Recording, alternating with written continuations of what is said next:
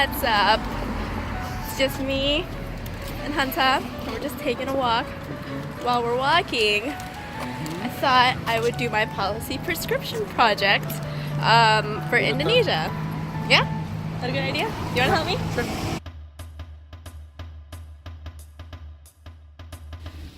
First reason, environmental issues. Indonesia is the third largest greenhouse gas emitter in the world, which is very bad crazy. thing.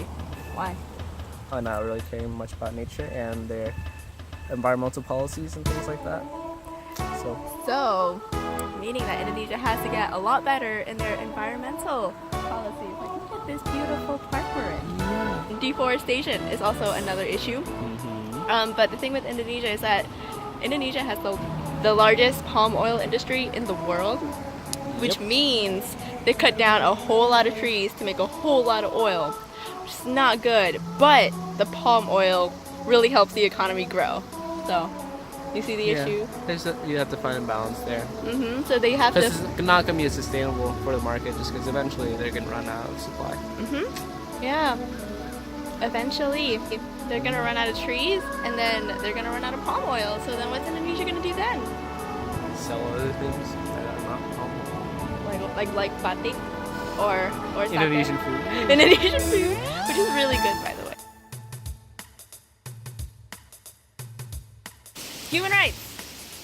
Indonesia is facing a lot of religious discrimination, even though they claim to have freedom of religion. Indonesia is the largest Muslim population in the world as of right now, more than the Middle East. So basically anyone who's not a Muslim is being discriminated against. The current president, President Jokowi, said that he wants to move forward with freedom of religion, which is still kind of in a gray area because people don't really know what he means by that. Like, it could be going towards people who are Muslim or going to people who are being discriminated against. So we don't know. They need to get better at that, right? So Indonesian officials are actually forcing 7,000 people out of their homes due to a certain religion known as the Gaftar sect. And why are they forcing people out of their home? Just because these families are following a different type of Islam. You know, why?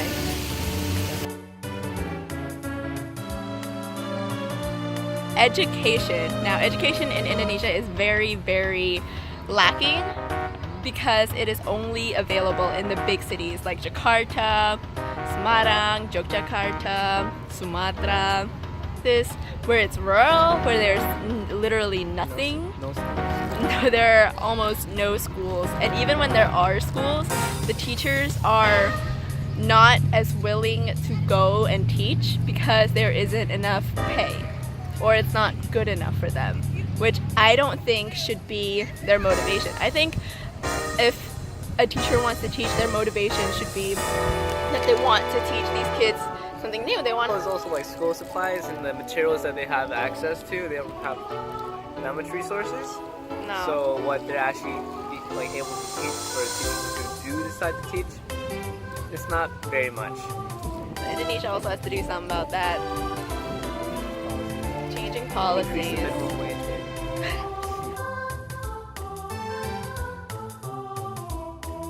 So Jakarta is a central city, right?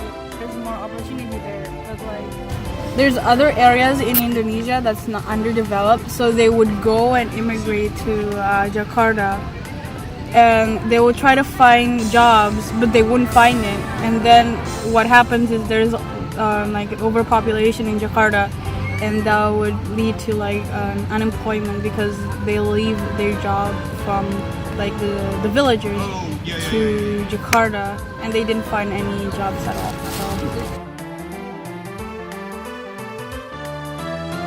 Now, poverty is the biggest issue, not just in Indonesia, but everywhere in the entire world. It's in Indonesia, it's in the US, heck, it's even in DC, and we just don't even see it. In Indonesia, more than 28 million Indonesians still live below the poverty line, even though the government is doing their best to create more jobs for them and to make it happen. But the problem with that is minimum wage. Indonesians only make about $1.25 a day, and that's just barely enough to make one pot of rice for a week. That's crazy.